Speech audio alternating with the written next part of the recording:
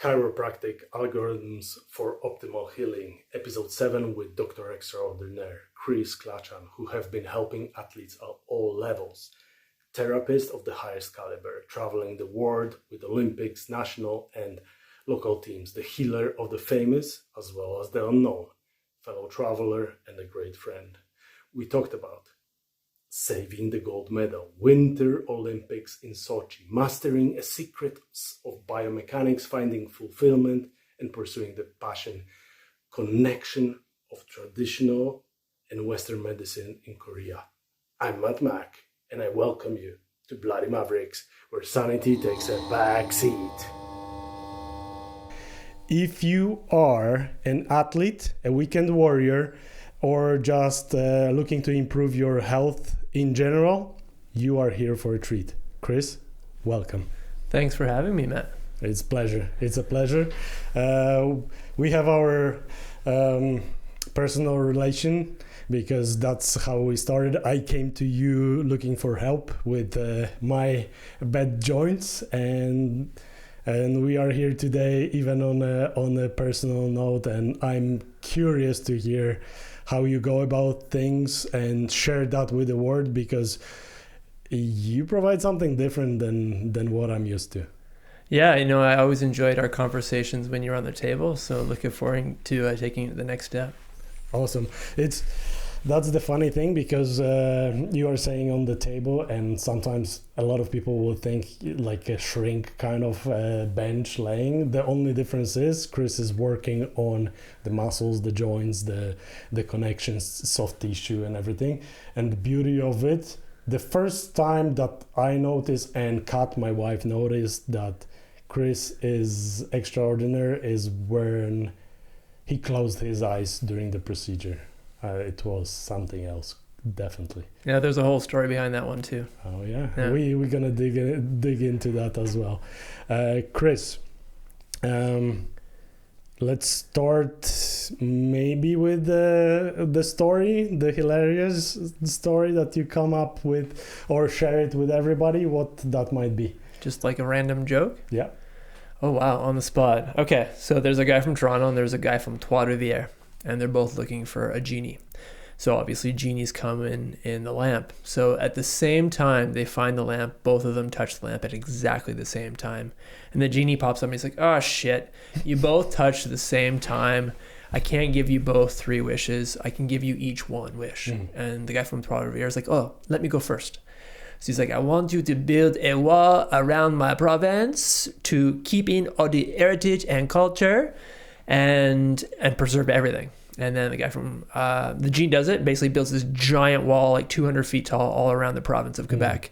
And then he turns to the guy from Ontario. He's like, what do you want to do? And he's like, fill it full of water.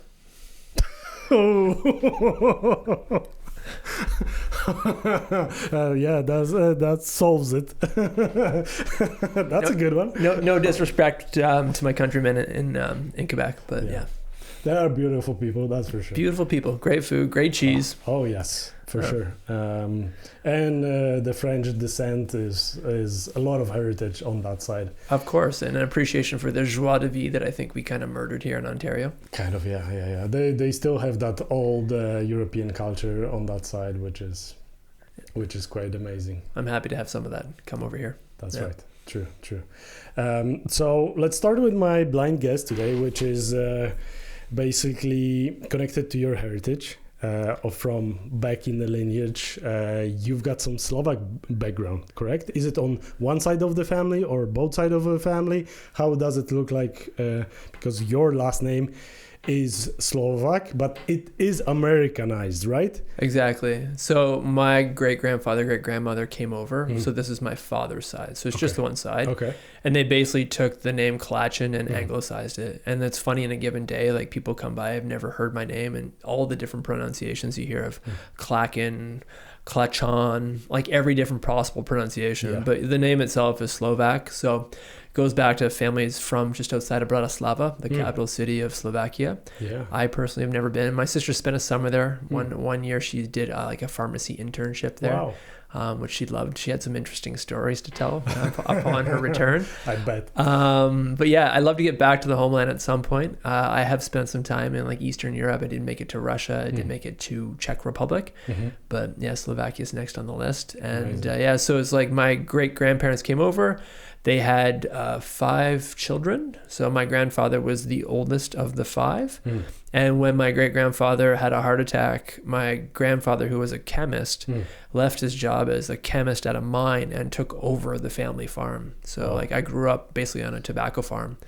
My first like 8 years, we had the little house on the farm. And so I'd run over and hang out with my grandmother every day. And there'd be something, she wasn't Slovak, but she learned how to cook a lot of Slovakian food for my grandfather. And there might be some poppy seed noodles or there might be some goulash. And basically I ate the best out of everyone on the farm. Like I ate my body weight in goulash every year. So yeah, I was very fortunate for that. Oh yeah, that's how grandmothers are, right? They never, especially Eastern European ones or the ones who are from that region, they will not let you out even remotely close to being full. You need to be overfilled. Oh, it was funny because like I'm growing up, I hit puberty, I'm working on the farm. I would make a lunch every night at my own house, and then the next day I would eat it by 9 in the morning because like you're doing farm work, you're 14 years old. And then I'd come in, my grandmother would be, did you eat any lunch? I was like, well, I ate my lunch in the field. She's like, well, I made you extra lunch. Like she always took good care of me. I bet for sure. So hopefully my blind guest today is gonna resemble a little bit of that grandma's cooking and feeling. We've got some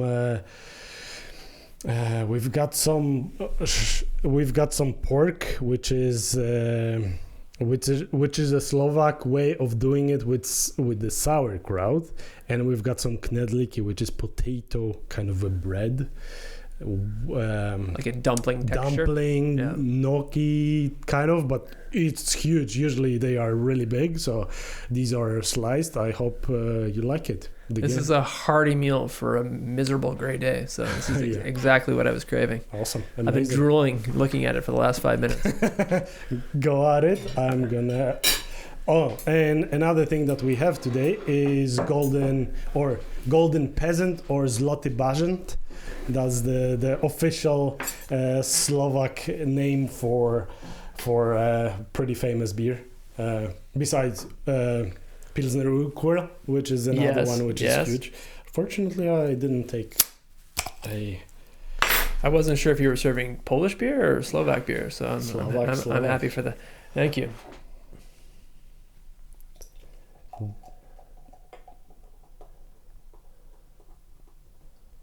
Beautiful.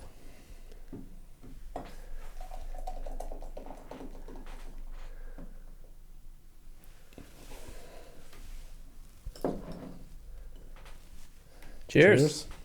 What do you say in Poland? Na zdrowie. Na zdrowie. Tastes like my heritage. It does. Yeah. I should have started with Ahoy jak se masz. Yes. Which is, have you heard that? I have, yeah.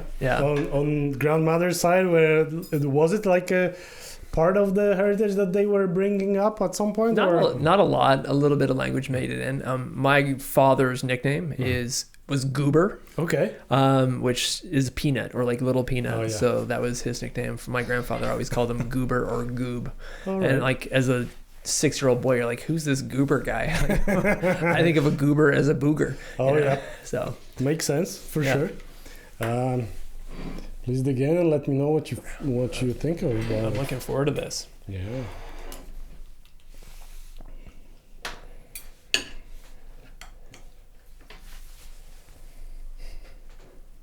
All the clanging around will be recorded. Oh yes. See, I'll also get my prebiotic right now. Sauerkraut is ton of it. Yeah. Knedlik? Yeah, of course. So yeah, it is a part of the show for one and particular reason, which I try to promote during the show, which is you learn a lot about the culture through its food, and that's where the heritage is being built on the beginning, I guess. Well, I give you credit. I didn't know that we could even find Slovakian food in the GTA. So kudos to you. Some cultures are really hard to find. I can say that without a doubt. But yeah. How is it? Good job. It's delicious. Oh yeah? Yeah. And the funny thing is, the place I got it from is called exactly like this beer, Zloty Bažant. Plus, it looks like the Eastern European type of place, which a lot of Canadians would just walk around, not to walk in. Mm-hmm. And the funny thing is, those places in Eastern Europe or any part of the Europe, they usually are the best. Because they're like homemade places and homemade food. Yeah, if I'm in Italy, I want to eat in the Nona's backyard, right? Yes. So this is amazing. Oh my goodness. Good job. It is really, really good. Next time my dad's in town, you can bet I'll be taking him here. So, guys, whoever is listening, we definitely recommend trying some Slovak food, and you will not have a lot of competition or a lot of choice, really. And this place will not have a lot of competition because there's just no others exist.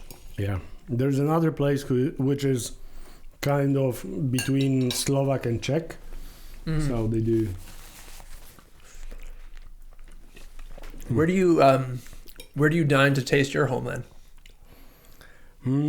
That's the funny thing, because we don't dine, like, we haven't been dining in the restaurant per se. Yeah. We've been visiting Polish shops and buying food which is already pre-made, because it's pretty close to what. There is a couple shops in Roncesvalles that have a lot of like pre-made dishes already. That makes sense. I think the best pierogies I've had in town were in Ronci. It was the old Polish neighborhood. Yeah. Yeah. This is delicious. This is really, really good. Wow. We're going to have to stop the podcast now because we're just going to keep eating. Go at it, Chris. Oh, I certainly will. I wasn't expecting this. It is so simple. That's the beauty of, I would say, a lot of Eastern European cuisine, which is simple. There's not a lot of spices. But man. Well, on the sauerkraut.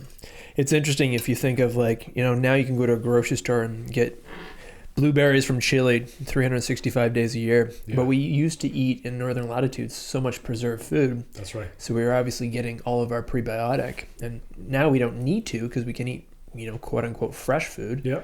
But I think we're missing out on something. Like, that's a very important part of our diet.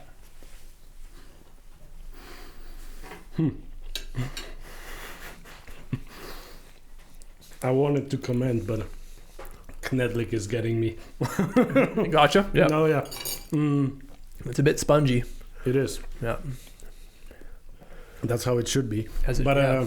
The funny that you mentioned the probiotics, because we don't get them with cuisine here. Really, it's hard to get anything unless you are going to really specialized restaurant that does special pickles or go about doing their own sauerkraut and stuff like that, right? Yeah, if you were to eat the 100-mile diet here, like, of course you'd have to have preserved foods. We don't have to eat the 100-mile diet, but I wish grocery stores actually would have a 100-mile section. So it'd be like everything that's fresh, which would mean for about 7 months a year, it's just a bunch of root vegetables inside in a cellar. But that's right. So what you mean by 100-mile diet is basically everything that grows around 100 miles. Yeah, and ideally not in a greenhouse. So, because that would be the only way to grow fresh vegetables, obviously, for most of our year. Yeah, definitely.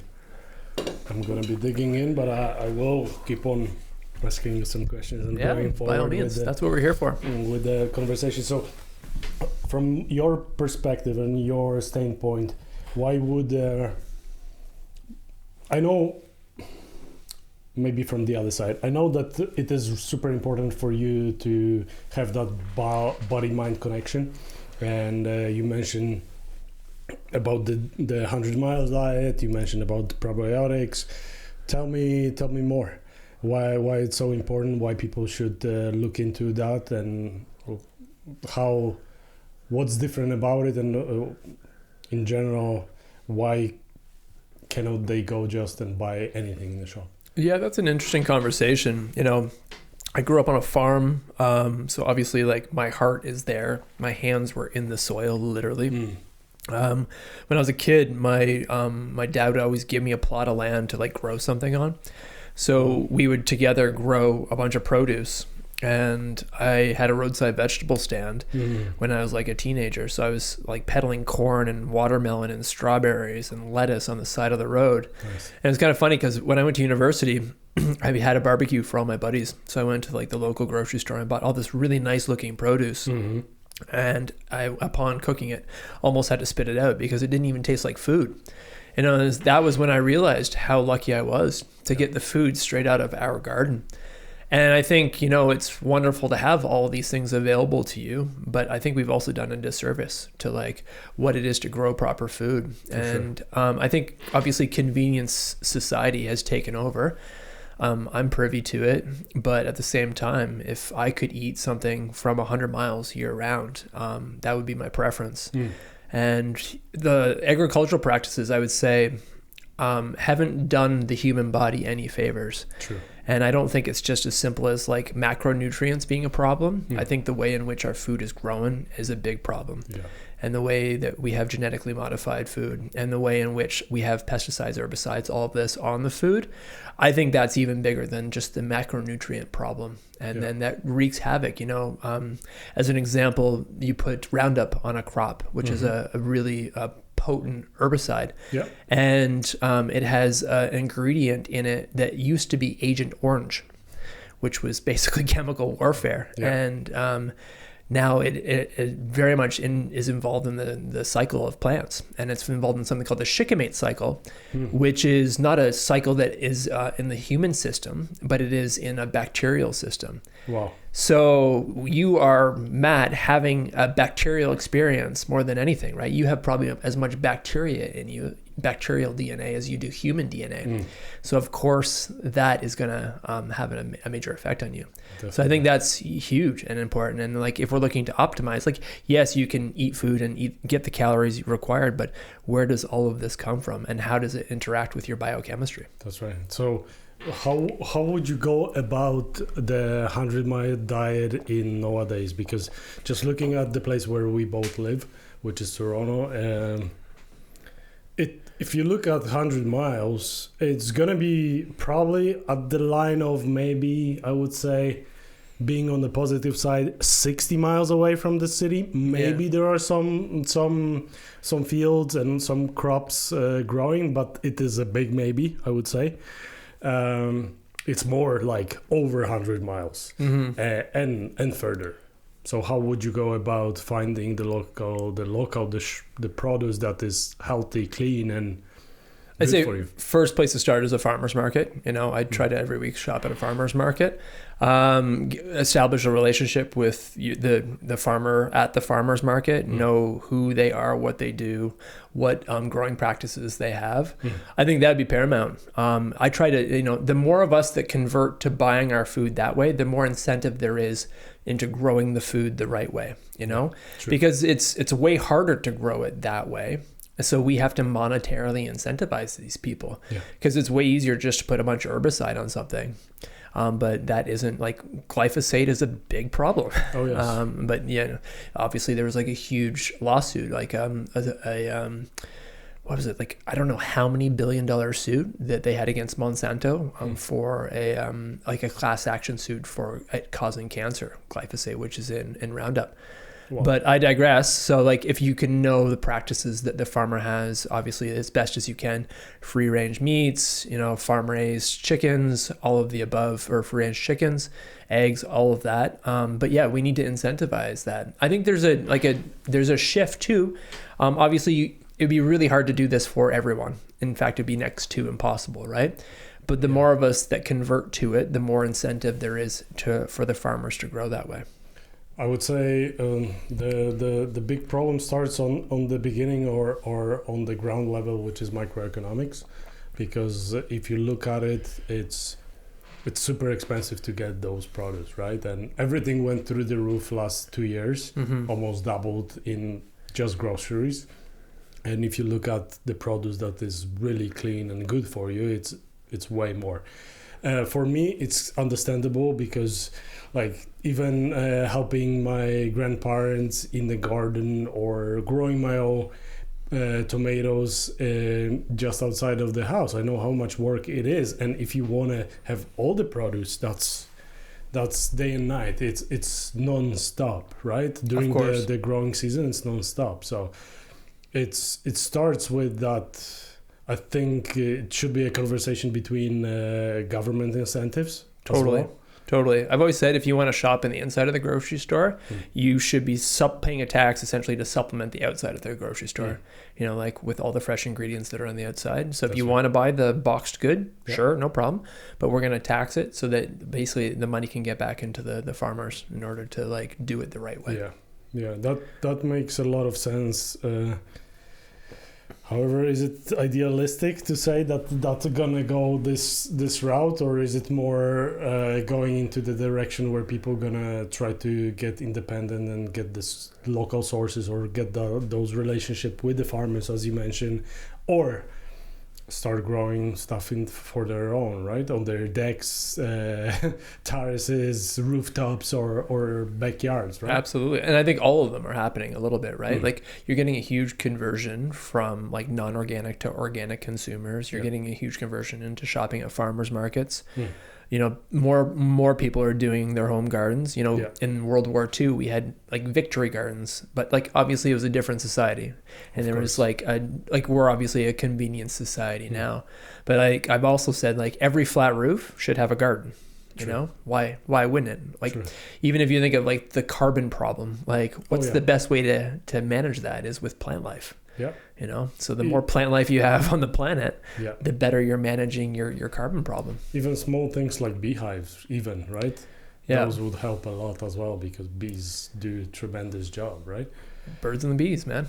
Can't get by without them. Oh yeah, definitely. Let's come back a little bit to the heritage part and that part of your story. Can you tell me more on the Slovak side? Have you been introduced to any of the like cultural experience or the way the things have been done or how it was back home? What's basically your understanding or your experience in that? Not a lot of exposure to it. Like in hindsight, I wish I would have had more. But it was interesting because, like I mentioned, I lived on a tobacco farm. My grandfather ran this tobacco farm. So I would say the experience is more to like the broader experience of the European experience. So every summer, my grandfather would hire European university students to come over and work on our farm. So I remember when I was 8 years old, I played soccer with this dude, Alex, from Ireland every single day. Like this poor guy was like kicking a soccer ball around with an 8-year-old. But every summer we'd get a different European student from a different country, or like 4 or 5 of them. I remember when the wall came down in Germany. We had 3 European students from Germany that summer. That's awesome. And I watched the wall come down with these 3 guys, and I'm watching these 3 grown men. Well, they were like 21 and I was, I don't know, what was I, 9? And I'm watching these guys cry like babies because like their homeland is changing, you know? But it was actually, I think in hindsight, that my grandfather really wanted to instill this upon his grandchildren and even his kids and have these different cultural exposures. That's amazing. I go back in small town, right? 5,000 people in my hometown. Like my high school is like maybe 1,500 people, but my favorite. What's the name of it? Elmer, Ontario, Aylmer. Famous, like it sounds like the ketchup, and there's the Ontario Police Colleges there. But I got to have this like incredibly worldly experience and never leave my farm every summer. And then I think every second or third year we'd have a university student from Zimbabwe come in and work. So I remember it was like there's this guy Graham in 1992 who I again hung out with every day and learned about life in Zimbabwe, and like they have major tobacco farms, or at least they did in the 80s and 90s in Zimbabwe. Zimbabwe was like the breadbasket of Africa, right? Like very fertile soil. They were feeding like probably half of southern Africa. But everything changed, obviously. Actually, my uncle had dinner with Mugabe, who ended up becoming the dictator president of Zimbabwe. And half of his friends from Zimbabwe said that he should have stabbed him while he was having dinner with them, and it would have saved the country a lot of strife. He did not, of course. But, of course. Yeah. It sounds like the way your parents, grandparents, and the exposure to different cultures made you curious about the world, and all the travels that we talk about in regular basis, where when you go outside and just travel, that probably where it all started. Yeah, the seed was. I had planted. Such a huge amount of curiosity, because I was sit down and have like pretty in-depth conversations with these people and learn so much about their homelands, and I was already getting to know without again leaving my farm. So yeah, that was definitely it. And I think I've been to, 40 countries or something like that. Amazing. Not that it's about collecting countries. It's really the exposure and the experience. But I definitely was curious. And I was also ready to get out of that town upon like finishing high school as well and explore the world. That's amazing. And there are so many things that when we have those conversations, they are so similar in a way, because I know from my own experience as well, my mother had been running international theatrical festivals, and we had in our small town as well, we had a lot of different nations I was always exposed to, and that always been drawing me towards going, exploring, visiting more countries, and yeah, definitely that made like began that spark in me to go after. So it seems we have another point, another connection, or common sparks, another common spark for sure. If you think back on what you know about your culture or your ancestors' culture, what would be the way you have been brought up? What would be one or three things that you think that you still carry around with you through the life that made you who you are? I think first and foremost, like looking at my father, grandfather, and the siblings, hard work, like will get you anywhere you need to go. And like I watched both those, like grandfather and father, work tirelessly. Some would say too much, but they definitely did not stop. Like my grandfather would work throughout the day, throughout the night. You have to irrigate your crops. He was up 24 hours a day oftentimes. And just never stopped. And I remember actually asking him one time, I asked him if he was ever disappointed to leave his job as a chemist and work as a farmer, because it is harder work. And he says, you know what? I love being out in the sun. I love having my hands in the soil. And he's like, I never regretted that decision. I thought that was intriguing. Yeah, for sure, because a lot of people would say it's basically going backwards, right? And at the end of the day, if that makes him happy, right? This was something that he was drawn towards. It was his, right? Yeah, of course. And what is backwards, What is success? Exactly. It has to be an intrinsically defined thing for every single person, I think. Since you are on that topic, I would actually, that's one of my questions for today's conversation. How would you define success? That's a very personal thing. And I think that's a conversation every one person needs to have with themselves. For sure. There's this concept of dharma, like an Indian Sanskrit concept. And the idea is that like that is your life's purpose. So I think executing life according to your dharma, you will be successful and sort of abiding by the rules that it is to live by that dharma. And that might be monetarily, that might be experiential, that might be, validation through society. But basically, as long as you live according to what that is, and I think you have to sit down and have that conversation with yourself, like numerous times in a year, obviously numerous times in your lifetime. And that's obviously going to shift too, as you evolve as a human being. You look forward, you look back, you look on the surface, you go to Mars and look back, and you have to look at it from every different angle. Success for me, try to keep it pretty intrinsically defined, and I hope that I'm not like looking for validation throughout the world. But you can't help some days, and then I think for me too, like I've always felt that I was a natural healer. Like there was something that I always felt right about that. So of course there's a part of that comes from my vocation, but I also try not to define myself by my vocation. Okay. I get you. So what was the moment of discovery for you? The moment of discovering the Dharma? It's kind of come at various times in my life. Like I guess in terms of discovering my vocation, that's an interesting conversation because I never actually really wanted to be a chiropractor. I went to a traditional chiropractor growing up, and it never really resonated with me, like the process of what happened of like the traditional chiropractic adjustment. And then I'd wanted to go into med school. I started at the University of Waterloo. While I was there, there's this like guy that came and said, hey, if you're going to go into a co-op, like the cooperative education system, the jobs that pay the best are ergonomics jobs. So I was like, okay, I'm going to do that. So then I started doing that. And by the end of my undergraduate, I think I'd worked like 6 work terms in co-op in ergonomics, and I was bored to tears. Like I knew one thing by the time I finished my undergrad is I don't want to ever do another day of that. So then I actually moved to Asia. I moved to South Korea. I was just trying to figure out what I wanted to do for my postgraduate, knowing that I still wanted to continue my education. While I was at Waterloo, I had like also dabbled in like computer science and started a minor in computer science. Wow.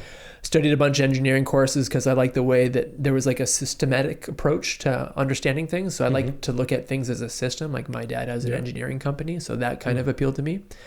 But then I find myself in South Korea. I've actually applied to med schools at this point. I think there was only 2 I could apply to because I didn't have my MCATs.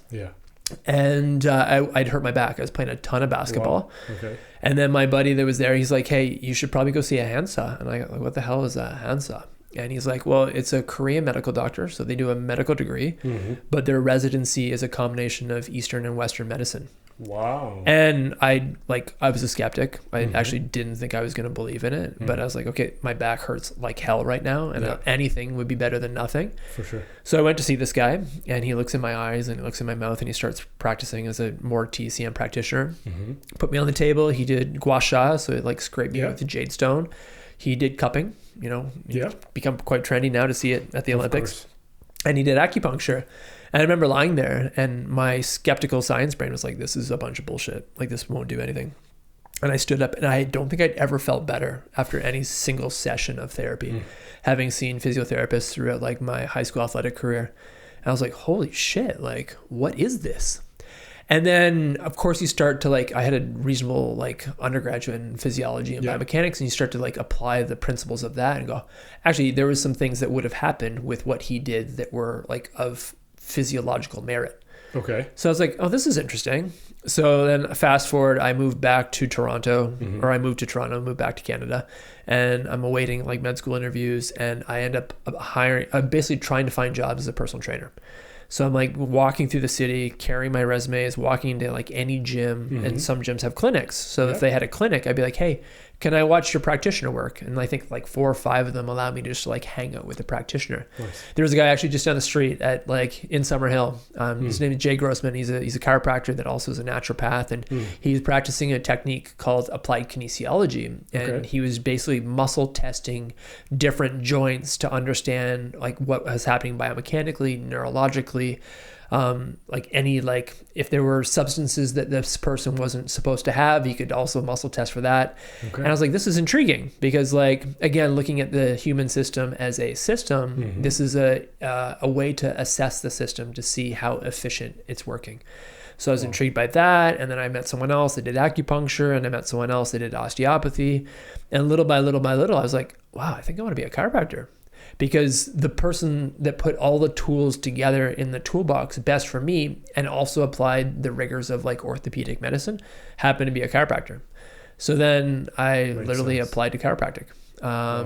And throughout my process, like got to again sit in lots of different rooms and hang out with these people and watch the way their algorithms worked. And I was always so intrigued with like the algorithm of the practitioner, because everyone's got a different one. What do you mean by algorithm of a practitioner? Well, like, so again, going back, like I studied some computer science when I was an undergraduate. So you write an algorithm to write a computer program, as an example. Of course. So if you come in with a shoulder injury, I have to say, okay, who's Matthias? Like, what's happening with his shoulder? What's happening in his life? What's happening in his world? What's happening biomechanically, physiologically, neurologically, biochemically? So all of these things have an input into how I'm going to assess you and then treat you and then assess you and then treat you if I didn't get it right and then assess you again. So it's like a program loop. Yeah. And so I have to figure out what someone's algorithm was, how my algorithm and their algorithm are simpatico, and what I can borrow from theirs to further evolve my own algorithm, if that makes a bit of sense. It makes a lot of sense. Yeah, that's sounds like you've got a concrete program in mind that you follow, and the approach that you go with all or every customer. But it would be different for everyone as well, right? Because it will be individually determined, right? Yeah, and I think like now evolving through the world of like experience and evolving my algorithm, it's less and less concrete with every passing day, every passing year, right? It's a lot more fluid. Like you see something 1,000 times, the next time you see it, this strategy worked, then it doesn't work. And you get a curveball thrown at you. So you got to figure out a new way to have an input that might work. Sure. So I think if anything, it's like this, I always say at the highest level of the delivery of science is as much artistry as it is science. And not saying that I'm anywhere close to the high level of science, but like it gets fun and it gets to be almost as intuitive as it is scientific, know, but it has to still be rooted in the foundations of science. Yeah, because that's, how things were first determined. So it sounds like you've got you connect the individual approach with the science approach, and it still need to be fluid, just for reasons that you are evolving as a practitioner, but also your clients are changing and their needs are changing, and also their bodies are changing during the process or during their lifetime. They will apply different things, and suddenly it's going to evolve. It might not necessarily solve everything, but it will change it. So your way of thinking about it or your way of approaching it need to evolve as well. Of course, like you as a patient come in, you're two different cases on 2 different days. That's right. Right? Like it might be the same injury, but like I would say, like look at the human system, at least in the therapy world, is like a triangle where one corner is the myofascial situation, so the muscle, the fascia, all the connective tissue. Yeah. The other corner is the joint, and the other corner is the nervous system. So your nervous system might be very different from one day to the next, depending on what your environment was like. Yeah. And then I always say, like, take that triangle and put it in a circle of environment. So what's the psychosocial situation? What's the metabolic situation? What's the biochemical situation? All of these things, ergonomic situation, all of these things will modulate different parts of those triangle. Yeah. So you're not an entirely different case, but you might be a very different case from one day to the next. Yeah. And you do that through your initial inquiry list. That is a pretty long process as well for a patient, but it gives you a big bird's eye overview, but also on micro level, I would say.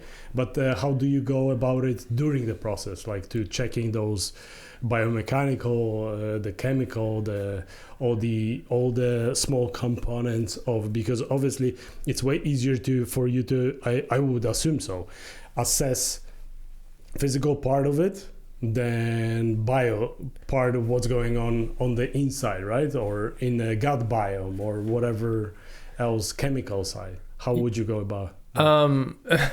That's a confusing thing, a complicated thing to answer, but like, so there's everything look, listen, and feel, right? So I think you have to operate with your senses. So as much as the intake is important, all it does is it points me in a direction, right? So I'm constantly thinking of the direction for which the paperwork you've signed and filled out will tell me I'm going to at least try to go down that direction to see what I need to assess and then what I need to treat. But it's so interesting because so often even the paperwork can be a red herring. It can send you in the wrong direction, right? Gotcha. So you walk in and that's where the fun begins, because it's like, look, listen, and feel. So I have to look at you, we'll use you as an example. You come in, I have to look at your demeanor. I have to look at like, what is your mood on that given day? How do you carry yourself as a person? So all of those things are starting to factor in. There's this brilliant osteopath that I study with a bit. His name is Guy Voyer. And he's got this great line. He says it with a French accent. He's like, you have to put it in your pocket. So you're like constantly picking up things that this person's doing and you put them in your pocket. You go, okay. So as an example, I had a guy, he always calls me like 15 times when his back goes out, which happens like 4 times a year, way too often. Yeah. But he literally cannot walk coming into the room. But I know that it has nothing to do with his back, really. It's his nervous system, because he's on high alert. He's fully sympathetic, if you think of the autonomic nervous system. And he's like, people are scared shitless of their pain, Of course. Like their life is going to change. Their life already has changed. So he walks in. I don't even treat his back. I just treat his nervous system. And I have to ascertain that. And then again, like, someone else walks in like that, it might actually just be the back, not the nervous system. Yeah. So I have to pick up on that. And that's where like the look, listen, and feel becomes super important. And then like, again, to like assess and then treat and then reassess to see if you actually have changed anything. I like to have like an input, a way to do that every treatment. So I can see if we've actually moved the bar or not. So many times like people leave school, physio school, chiro school, med school, and the book tells them when the patient's better. That's right. But the patient's body didn't read the book, right? And it's important that you need a way to assess the system at the end of a treatment or throughout the treatment to see if you're actually changing things.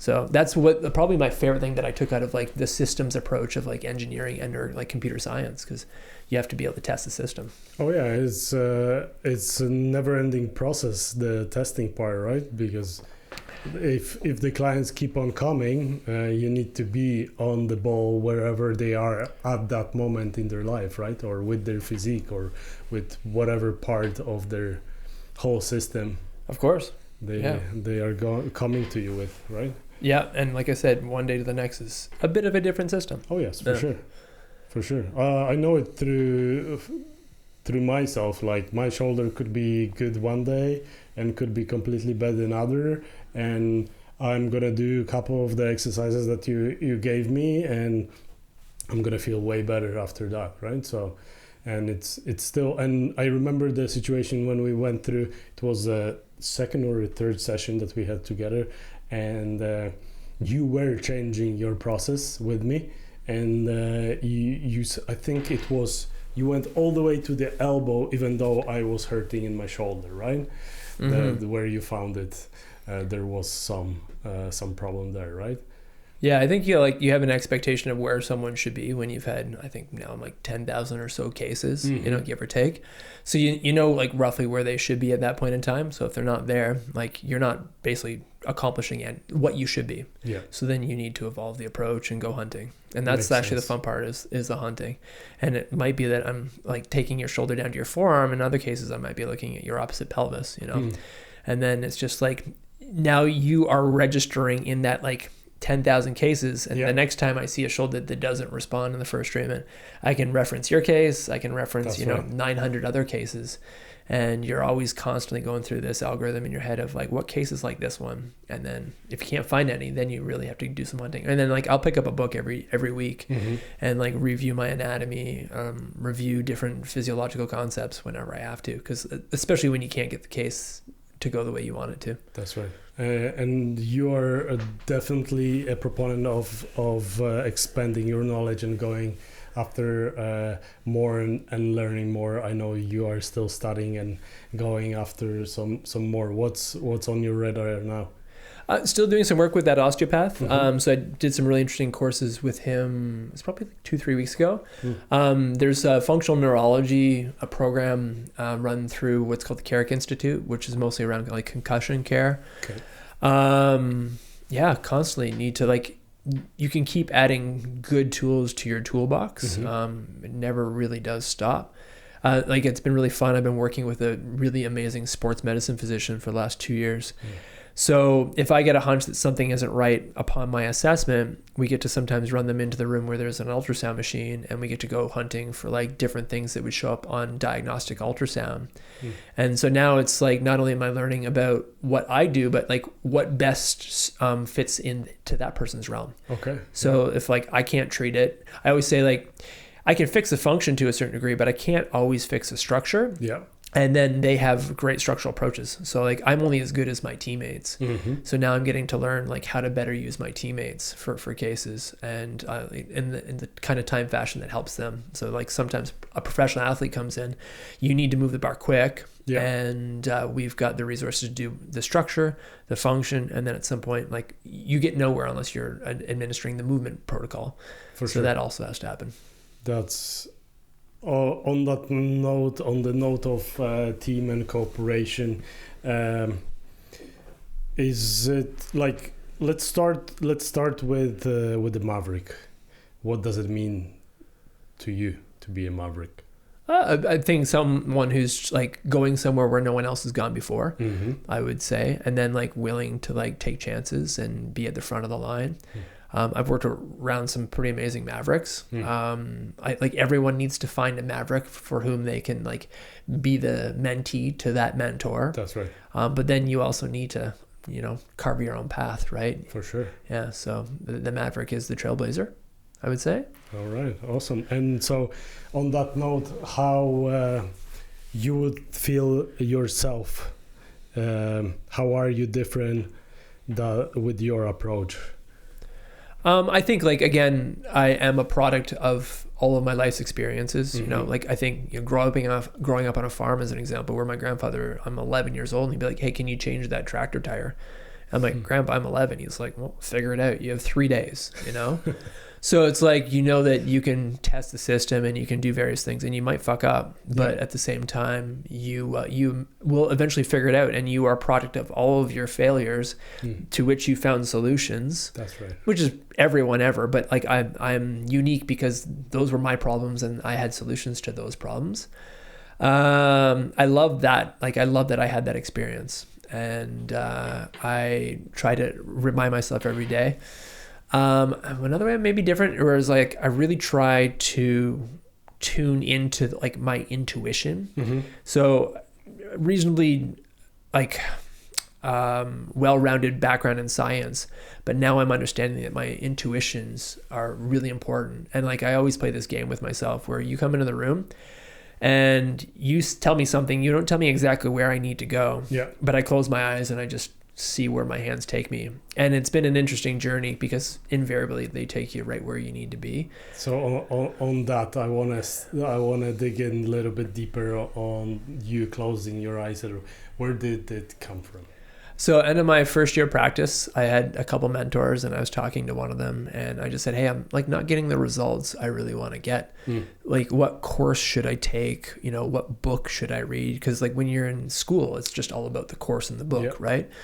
And he's like, the best advice I ever had is close your eyes, shut the fuck up, and let your hands do the listening. And I kind of just did that. And it's interesting because like, again, I studied a fair bit of like math and geometry at the University of Waterloo. So I look at at least the biomechanical system as like 3-dimensional vectors. So like you've studied anatomy in a 3-dimensional way. We had cadaver labs that we dissect, and every muscle or tissue, I guess, has a line of drive for which it must pull, right? So there's an ideal line of drive, which I think of as a force vector. And then there's an askew line of drive or an askew vector. So when I close my eyes, I'm literally envisioning what's beneath your skin and what what vectors are moving in the right direction and what vectors are moving in the wrong direction. And then I start to think of, okay, if it's moving in the wrong direction, what 1, 2, 3, 7 things can I modulate to change that? And then then you start to, not only that, but you're feeling tissue texture. So like your fingers are so attuned to the thing. Like, you know, an accountant can look at a spreadsheet, an engineer can look at a bridge, and my fingers hopefully can pick up different textural things that happen under the surface. So I'm constantly kind of trying to figure out the merger between the broken vector and the tissue changes. And so that'd be like one angle of the system on how you evaluate it. And then even if you like measure, like I do a lot of what's called muscle testing.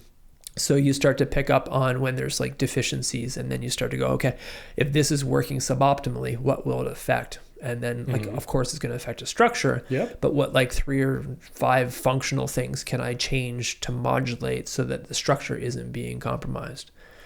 So yeah, it's just something that I started doing, whereas I actually feel more comfortable doing it with my eyes closed, because like, I guess the person who's visually impaired is hopefully more attuned to what's happening under their fingers. I actually had a patient one time, I was treating her, and she's like, you really remind me of my massage therapist in Kathmandu. I was like, excuse me? She's like, oh yeah, sorry. They have like a school for the visually impaired in Nepal for massage therapy, because I guess there's a higher incidence of like blindness due to sun exposure. So they're trying to give these people a new, I guess, lease on life and purpose, so that you can like you can use what is now endowed, because it's something else has lost its abilities. For sure. So I thought that was interesting. This is so fascinating that like the Eastern medicine have so much more natural approach to everything, and they will find a solution. Like a needle in a haystack, even, right? If you having a impaired person, they will figure out what is their strength right now, which is being impaired. Having the heightened other senses and having more abilities where we focus and put a lot of effort with our eyesight first, right? Or hearing a little bit less then, and then taste almost nothing, and smell down and down, right? So we rely on our eyesight a lot, whereas the people who are sight impaired, they're gonna use other senses way more, right? They're gonna be heightened, definitely. Yeah, and I think like obviously so like I said, look, listen, and feel. So like you have to let your visual system, like the things you have to pick up. Like I always will do a range of motion screen when you walk in the room, right? Or if you're a track athlete, I put you on the track and we just watch what's happening. And then you start to create theories as to what tissues might be operating in dysfunction. And then the listen is also as important too, because like I always say, like listen to the person, and you can't try to insert your own narrative into the thing they're trying to tell you, because that becomes, many physicians have done this, as have I, I'm sure, at many points. But all of a sudden I'm changing, you tell me something and I'm trying to insert what I want it to be into what you're telling me. I'm going to miss the thing you're really telling me. So there's this famous Indian philosopher, Krishnamurti, and he's got these like the daily meditations. So every day is a different meditation, but for an entire month, the meditations are around just listening. And like listening to like what the person is saying, but even to what they're not saying. And like you have to pick up on all these things, and then it's body language, and it's so many things. What's in between the words, you know? There's a lot in between the words. Yes, it usually is. So Chris, on your experiences, on your journey, on your approach to human as a whole, and holistic approach, I would say, which was with everything that you mentioned, where do you want to go from here? I think the bar, at least in like my realm, therapy is quite low. So like sports therapy, so that's chiropractic, it's physio, it's osteopathy, it's athletic therapy.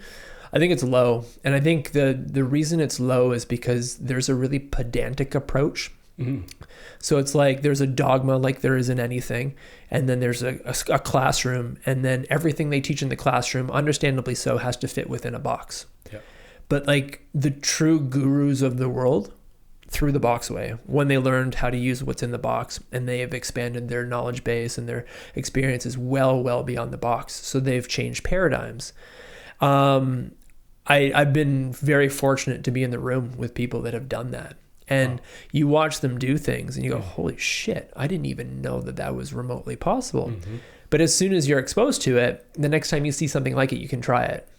So I'd love to start like a mentorship exposure experience. So like basically film the best practitioners in the world to educate those that still live within the box what lies beyond the box. That makes sense. And I think that would be really cool because we can actually raise the bar. And again, I've worked with some amazing sports medicine physicians and amazing therapists. So like we can create a whole database of all of this and make it patient centric, right? Because I can read a textbook and go, oh, that's interesting, like learn something about the shoulder. But as soon as it's the case that's right in front of you, it's that much more sticky, right? So if you need to apply to that certain situation, right? Yeah. So like if I'm looking at something that is a case, so when I used to teach acupuncture, I taught a master for like 7 years. I would teach a lot of times in the anatomy lab, in the cadaver lab. I was half teaching and I was half bringing my own cases in for that weekend to try and go, okay, what's lurking beneath the skin? Like what's really going on with this? But then we can go, okay, here's a case. This is what the practitioner does to assess, then to try and correct. Correction doesn't work. This is how they're going to then assess. Then the patient says this, and then they have to like reroute what they're doing. But then we can have like a little mini lecture. So it's like specific to the neuroanatomy of whatever the thing that they're going to treat in that moment is. So that'd be one thing I'd love to do. I'd love to do like a regenerative medicine retreat space. Okay. Yeah. How would that look like? So I walked into the Olympics 2014. It was in Sochi, and I was working with the U.S. Olympic Committee. And I walked into the sports medicine room, and it was like all the bells and whistles, like everything you could ever want for your athlete, more or less, right? So now you walk into Fortis and you go to work out. All of Fortis could probably benefit from access to that room, right? That's right. So it's like the technologies that are available to an Olympic athlete or professional athlete. Some people are going out and buying these things, but imagine we had a lounge where you had access to that equipment and you paid a little bit of a membership, but not only were you able to like go in and use that equipment, but there's a bunch of people, like birds of a feather do flock together. True. So now you've got an inbuilt like social circle of like, you have a tribe and they're all regenerating together. And maybe we have some sports medicine, some movement medicine, some of my stuff. And so you've got all of that under one roof. And then let's say we take that to some like tropical destination where now you can go farm to table and you can eat the food that was grown on the farm, on the property.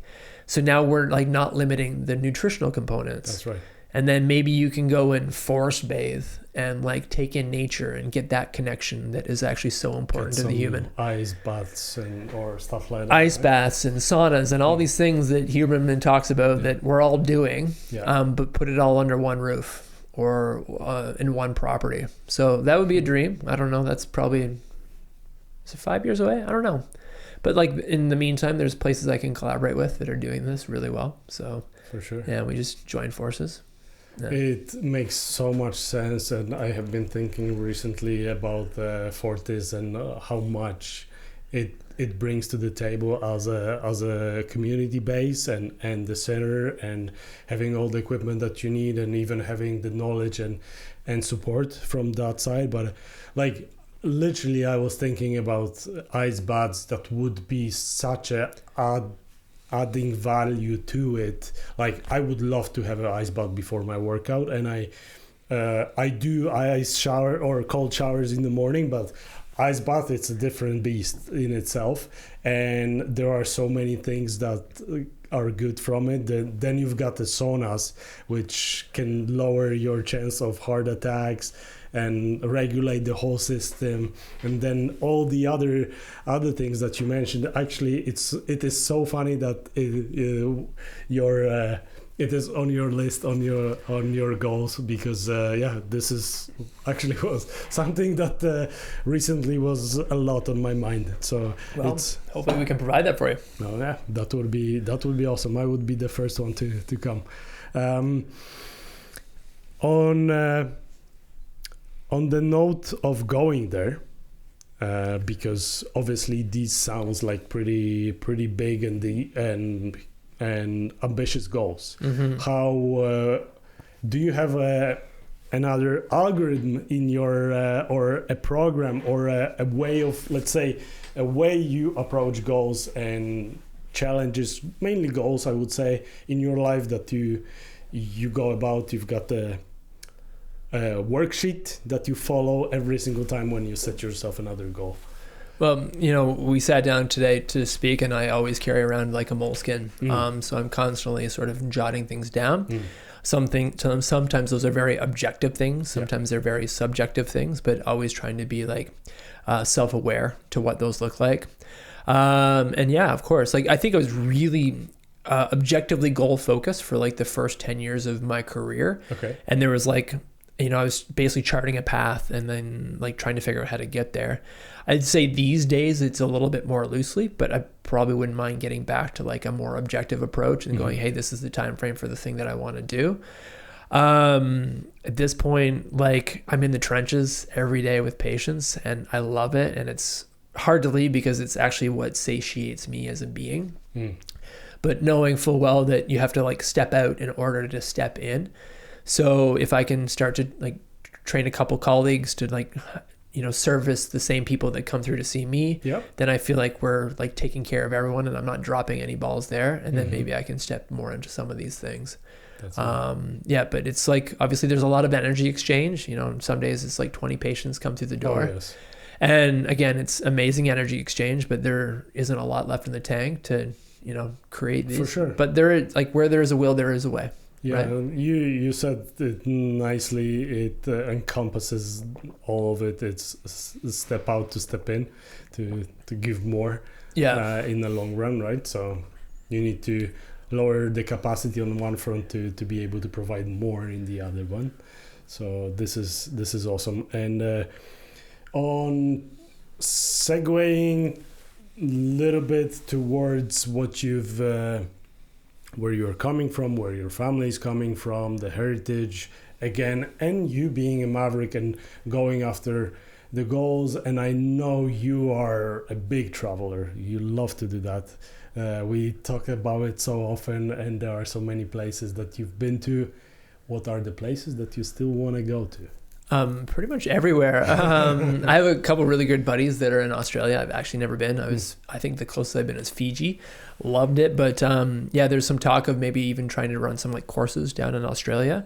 Nice. Both my good buddies are like Olympic athletes, and both have been in the coaching space and in the therapy space. So there, and then Israel has been calling a lot, and I've not been. Actually, I saw something for Jordan the other day, and I'd love to get to Petra. Never set foot on the continent of Africa. So like all those connections I had to Zimbabwe, I've never been able to explore that as of yet.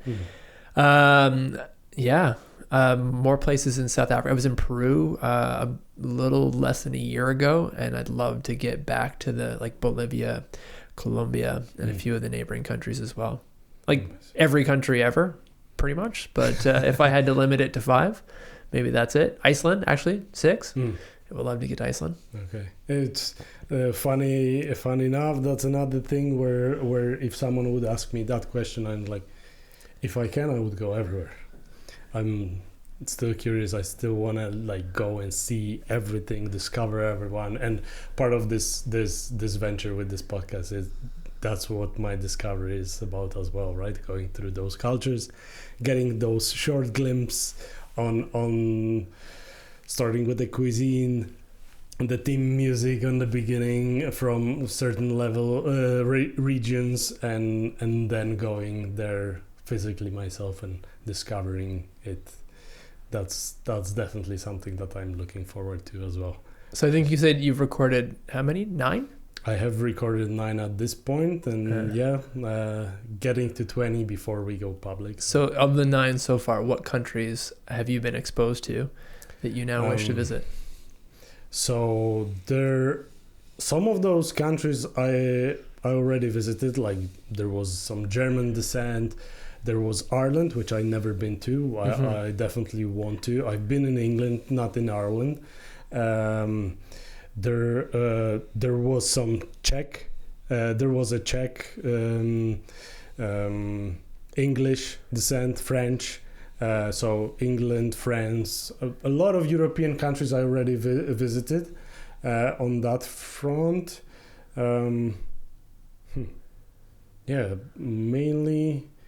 Mainly around that area. So for me it's revisiting as well. There was some Italian backgrounds as well. A couple people had Italian and Irish in the same time, which was pretty interesting. And the funny thing is that a lot of people have similar parts to them, right? So but I know there are a lot of people coming that gonna have really mixed backgrounds, countries that I never been to, that I wanted to discover for sure. And Slovakia, been in Slovakia once when I was a kid. I remember it as a great place for sure, a lot of fun, and people super nice as well. Definitely want to revisit. Cool. At some point. See you there. No, yes. Well, maybe we'll go together. We'll see. I like that. That would be a great one. Chris, maybe a hard question. What's your failure story? Failure story? The first thing, I'm sure I have many. The first thing that came to mind, I had a referral from a really important friend and patient of mine. Who spoke very highly of my work, and he sent me to see one of his friends who had thrown out his back. So I show up to his house. He like barely can move, and I do some stuff that I think is going to work, and it's basically work on him for probably the better part of an hour.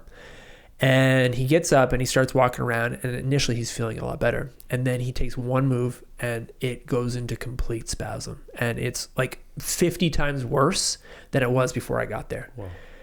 And it's interesting because like you have to navigate the waters that you're in, right? Yeah, of course. They change throughout the process of this.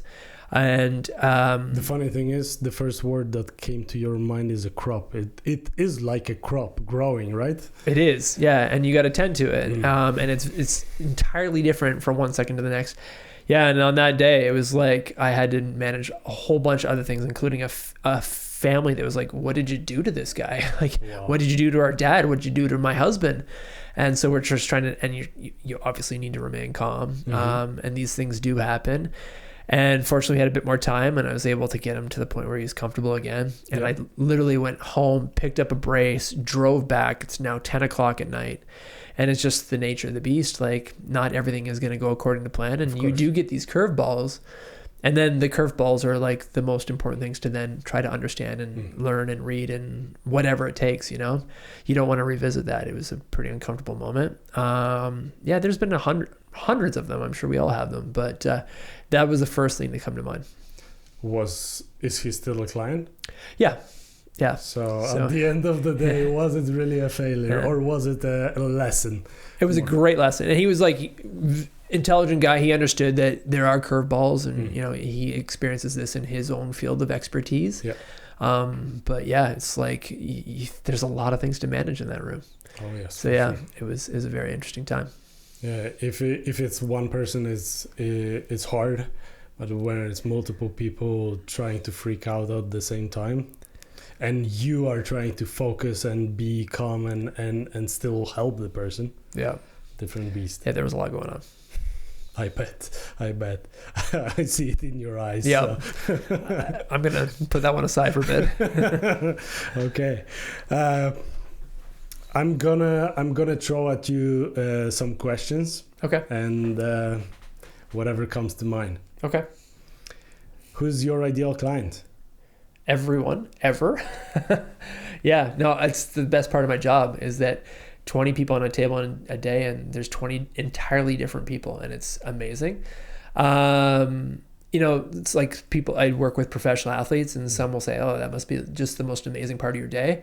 But it is, as long as I get the little old lady that walks in that couldn't lift up her grandchild, you know? So it's the whole breadth of the experience that is actually so important for me. So awesome. The breadth of the experience, everyone, ever. Amazing. What do you do for fun, Chris? I surf. I ride a motorcycle. I actually got my motorcycle out yesterday. It was amazing. Just hang out with my dog. I love music. I have a collection of records. I spend a lot of time just listening to music. I think it's interesting too. Like I do use my visual system a lot when I'm analyzing things, and I just close my eyes and just kind of like feel the notes throughout the night. So that's one big thing. Travel, obviously, and that won't change anytime soon. That's amazing. So, what's your biggest problem? That's an interesting question. ADD, like want to do everything. And you know what, actually, so like I'm a dreamer. I love like just like blue sky scenario, dream. And some things I'll just need to execute, right? So it's a process of like being this dreamer, but then like actually throwing some shit on the fridge, seeing what sticks and like really sticking with it. So I'd say that'd be one thing that I'd love to like focus on in the next, 1 to 5 years. Awesome. Execution. All right. On the field of business, professional, maybe more side of things, what are the financial lessons, tricks, strategies, incentive, creative financing, things that you would love to learn when way earlier in life?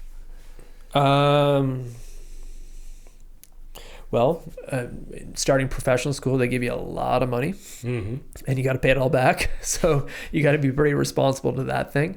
I probably could have done a better job there.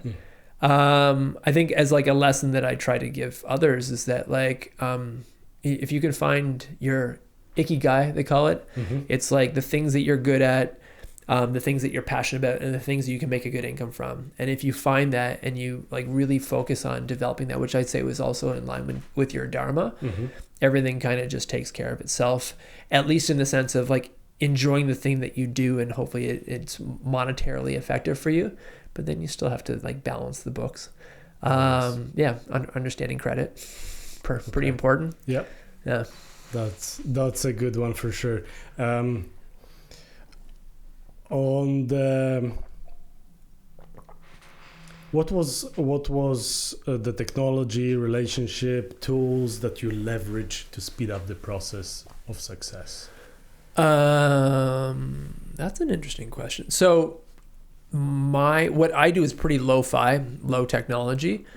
Obviously like learning through different videos and all that stuff, like the IT space has afforded a lot of that.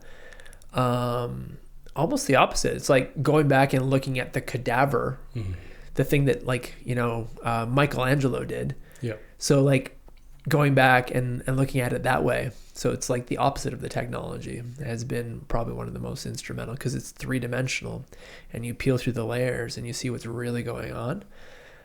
If it had to be technology, obviously University of Waterloo has a very strong like technological side of things, and like being exposed to the engineering thing and all the computer science stuff, again, helped me like refine my way to think systematically.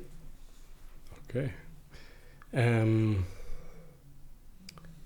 On more leisure side, or not necessarily, what are the 3 books that everyone should read?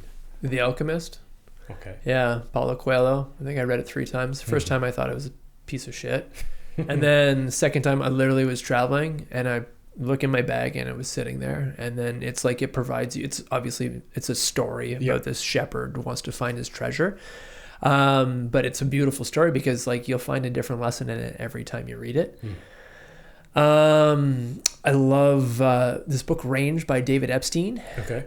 So the concept is the expert generalist is more successful than the expert specificist. So think if you were to do a PhD on a molecule, you have like an infinite amount of knowledge on a very like minute and tiny thing. Yep. But you have to also understand how that tiny thing fits into all the other billion things out there. So as an example, he talks about Van Gogh. There's many great examples, but so Van Gogh failed at all of these different things, and we know where that story finished because he picked up oil painting, and obviously he was a master. So I actually will give that to friends of mine that are on a circuitous path to like finding their way to where they want to be, because I think it is the path that is ultimately the most important part. And the same thing in The Alchemist. Like, I won't give the book away, but you basically got to go to the end of the world to find your treasure, only to realize you got to go back to where you started, right? True. And just as like a fun read, Andre Agassi wrote a biography called Open. Okay. And it's just like his story as, an athlete growing up with a maniacal father who had this like crazy ball machine sped up to like 5 times the speed. And I think Andre did like 1,000 balls a day. Wow. And he talks about like hating tennis, but the only thing he hated more was losing. So it was the one thing he was good at. But it's a fascinating book. So I'd say like those 3, about 1,000 others, but yeah, of course, off the top of my head. Okay, amazing. On the topic of people around you, your network, your tribe, people that you reach out to for advice and personal touch. First of all, do you have your own tribe? I do, yeah. And it's an interesting because it's like feels pretty awesome now. It's like I think we all go through the process of like acquiring and pruning and acquiring and pruning. You got friends that you've had for 3 decades, and then you've got friends that you've had for 3 days. True. But yeah, it's I really like where it's at right now. Like everything feels quite principally aligned, and like birds of a feather concept, as I mentioned previously. We're flocking together. Yeah. Awesome. So what would you do to help a person belong more to that tribe? Listen to them, like see where they are. Just like literally not even say anything. Just let them tell their story, and they figure out if they need to fit within that tribe or not. I think that's, so many people listen but try to insert their own story to that person. For sure. It's not listening, right? No, it's not. So yeah, just listen, and then they figure it out if that's where they're supposed to be. Be like step into their shoes, see what they're going through and see what they're feeling, and see what it is that they experience.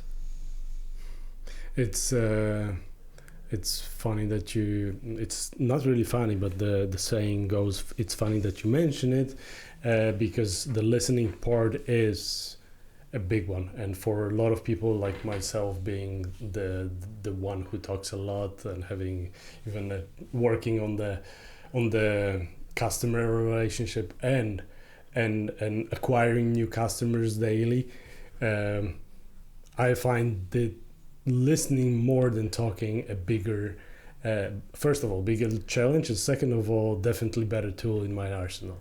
Yeah. I always remember this one patient of mine. She comes in, and I think she'd seen like 20 different practitioners. And I look at my watch, and that she's got a story to tell, and no one has ever let her tell this story. Because it's like, like I got to rush you through, like I got to come up with the diagnosis and render the treatment. So she comes in, and I know my next patient. I know he's a little bit flexible at time. So I just sit down and just like, I'm like, give it to me. Give me everything. And she literally talks at me for like almost a full hour. And the appointment's only like 35 minutes long. Yeah. And she has consequently probably sent me 50 patients. And we eventually did sort out her back pain. But she just needed to be seen, needed to be heard. And that was more important than rendering a diagnosis on that day, which of course I had to. But like there was no one had listened to her story.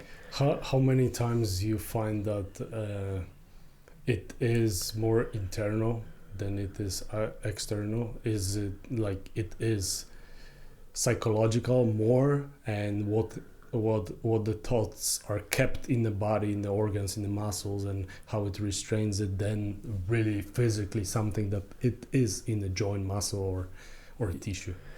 I don't know if I can answer it as a ratio. Okay, yeah. But I always say there's like, it's either 1% psychosocial, emotional, or 99. 99.9. Yeah.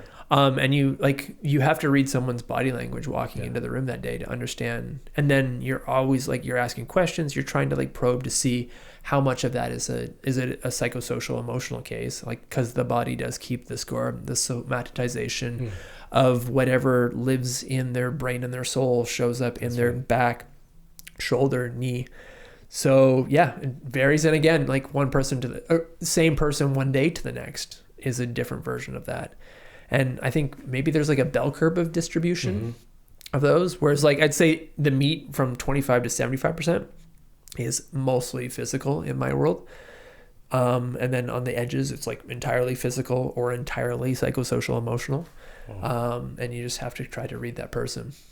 How heavy burden or how strong influence and how hard it is really to read people in your in your shoes, where we live in a country where everyone is saying I'm all right to the question how are you, which is no question whatsoever, is just the entry point, like opening a door before you step in, right? Yeah. So how much is it when you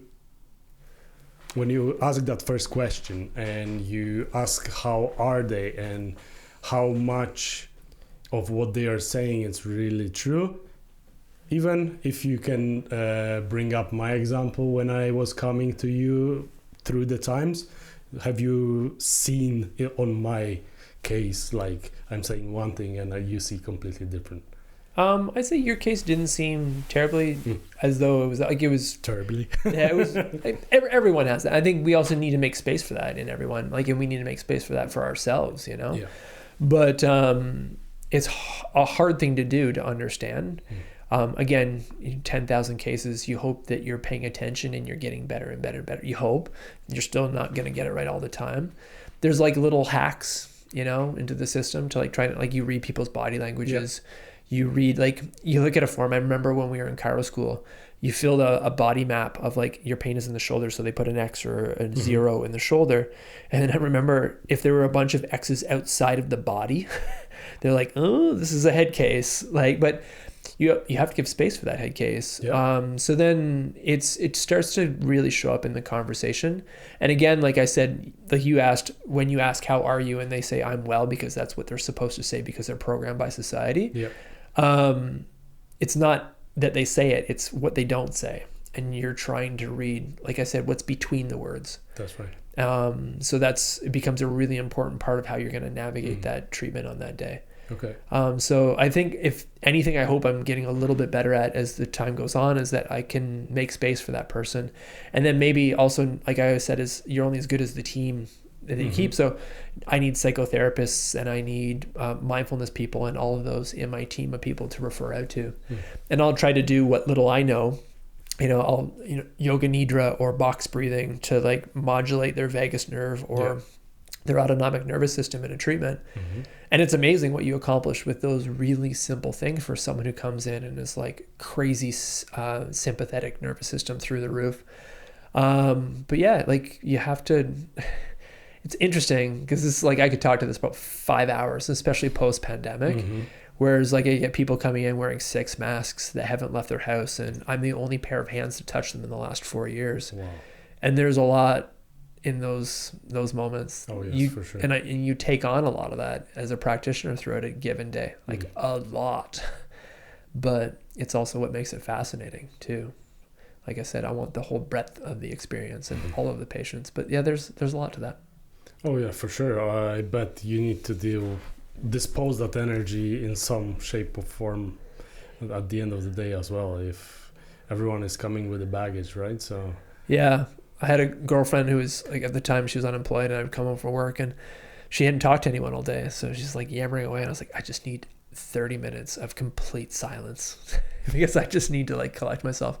But yeah, you have to find strategies, and humans need to set boundaries, and like at first it feels good to just work all the time and fix things and get the validation from that process, but then you realize you're actually stealing from something.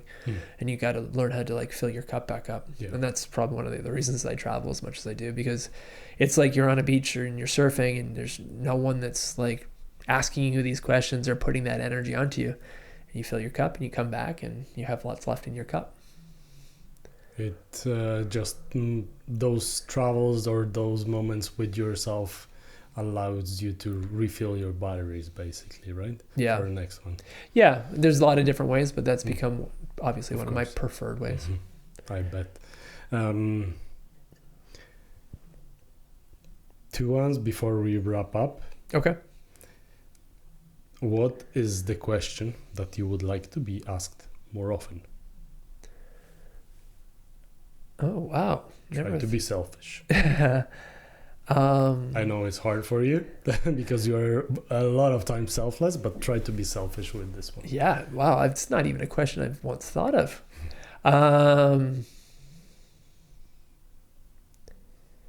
I would say, like, my instinct to say is, what do you want? And like, I can't even answer the question for myself. So yeah, no, that would be it.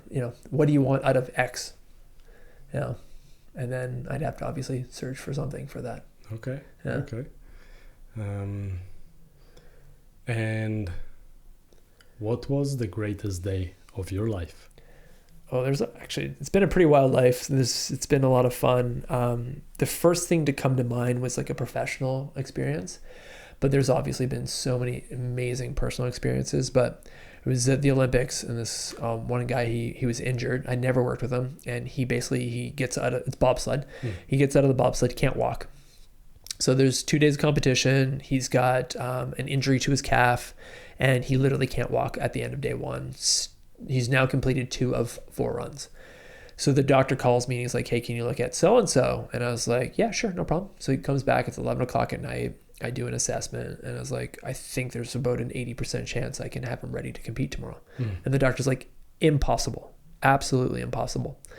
And I was like, well, let me do my thing and we'll reassess in the morning, and then we'll make the call in the morning. He's like, yep, sure, go ahead. Work on it for like 3 hours that night. It's like almost 3 a.m. by the time I finish up, and tape him up, do a couple things, send him off to bed. Next morning, we were going to do an ultrasound to see like how bad the tear was. He's walking down the hallway like nothing ever happened. Way better than I had ever anticipated. So I was like, holy. And he's like, I don't know what you did last night, but I feel really good. And I was like, okay. And then the doc looks at me, he's like, what do you want to do? I was like, sorry, you're the doctor of the team. Like, what do you want to do? He's like, well, let's make the call together. I was like, well, not too many cooks in the kitchen, because as soon as everyone's trying to do something, we're going to do risky shit. But basically I said, like, I want to like change the way he warms up because he can't do all the sprinting. So they went and took a bike from the speed skating rink, like drove 2 hours to get the bike, bring it back. We're now at the start house for the luge. NBC shows up to like basically interview him, turns to me to ask me what I'm doing. I have zero media training. I was just like, I can't say anything. I have no idea what I'm allowed to say. So then he completes his first run, and he's actually feeling really good. And then he ends up winning a medal at the Olympics. And I was like, holy shit, like shitting my pants the whole time, because it obviously could have went as sideways as it went well. For sure. But yeah, he won 2 medals that Olympics, and it was just a really amazing experience. But he pulled me aside when he got his medal, and he's like, hey man, have you ever held one of these things? I was like, no, never. And he gives it to me, and he's like, dude, you did that. And I was like, holy shit. Like we like, he did that, obviously. Like, I played a very small part in that, but it was fun to have any small role in that, right? Small but big as well. Like, he wouldn't compete if you wouldn't. Maybe no one will know, right? But it was really cool to, like, all these things that I've been studying and experimenting with basically for years. I got to put into practice and on the biggest stage for that person, and he was an amazing guy. So it was like really great to see him accomplish that as well. Amazing. Chris, it was a pleasure. Thank you for coming. Amazing conversations, and I bet a ton of people, if reaching out to you, they will find the relief and solution to whatever pains or mobility issues they might need to get solved. Even holistically, as we spoke today, some of the things might not necessarily be physical, might be on the psychosomatical side of the things, but definitely thank you for being here, and thank you for being a friend. Thanks for having me. Thanks for being a friend. It was a pleasure. Thanks, Chris. Cheers, brother. And it's a wrap. We dare you. If you are bold enough, hit subscribe, repost the rebellion, and don't miss out on next week's episode. It's going to be bloody brilliant. See you on the next one.